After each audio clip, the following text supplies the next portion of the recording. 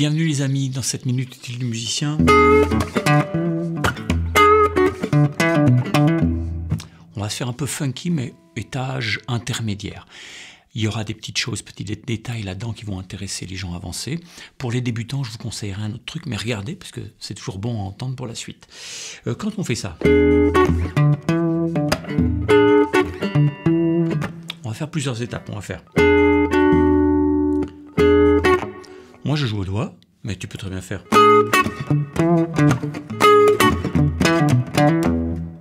le faire au médiator, auquel la plupart des gens qui jouent funk jouent au médiator. Hein. Si tu fais au médiator, dans le PDF, il y aura les coups vers le bas et coups vers le haut. Ok, là, on fait...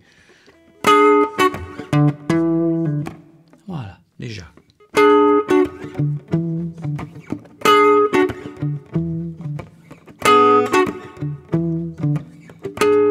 Exercice 1.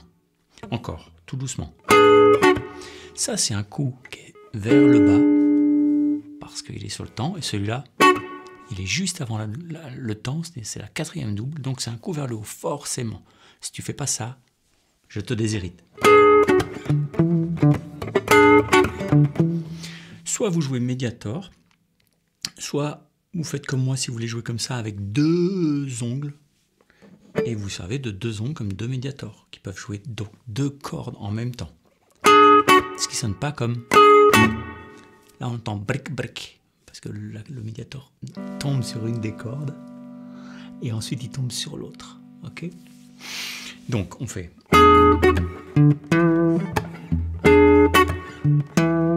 Et là on vient chercher le mi, d'accord ?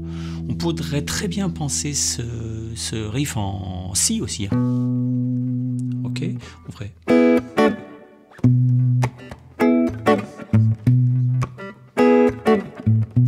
Ok, mais ça on y reviendra.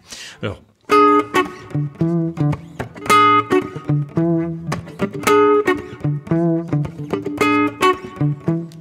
Ok, si je le fais avec les doigts, moi, avec tous les petites ghost notes...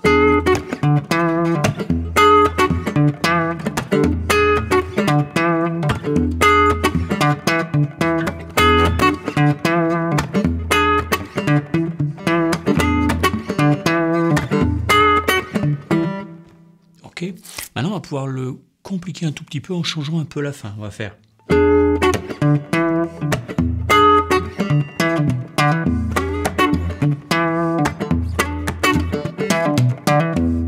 Ok, et là on fait...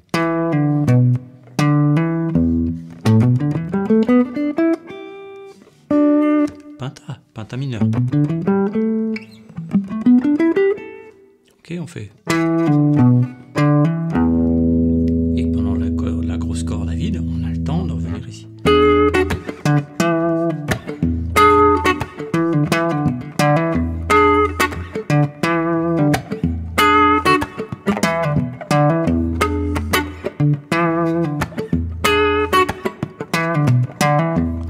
Remplir avec des ghost notes. Si vous faites au médiator, c'est pareil, c'est les mêmes choses à faire. Hein.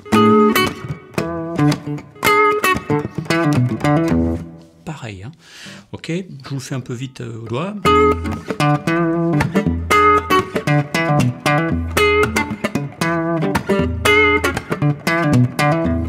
Ici, vous n'êtes pas obligé de faire. Même moi, je ferais plutôt.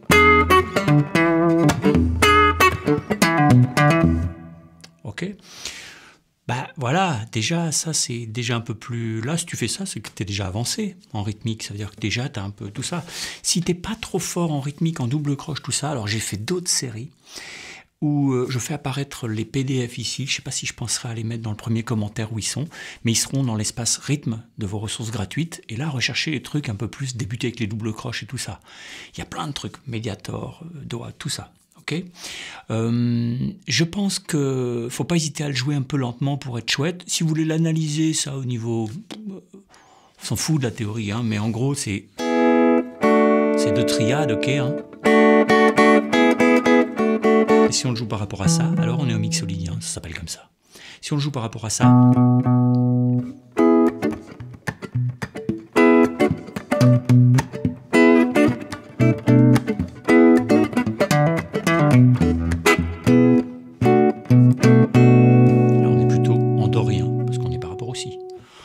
Bon, mais ça, c'est de la théorie, c'est pas du tout important. Pas du tout important. C'est beaucoup plus important que vous arriviez à faire les exercices ou que si vous êtes plus débutant, vous arriviez à faire les petites séries tranquilles, où on prend ça tranquillement. Si vous avez des problèmes de rythme ou si ça vous semble totalement hors de portée, c'est pas que c'est trop avancé, c'est qu'en fait vous avez un petit problème à régler qui va être de récompenser votre niveau et le faire monter en rythme. Qui dit rythme ne dit pas uniquement rythmique.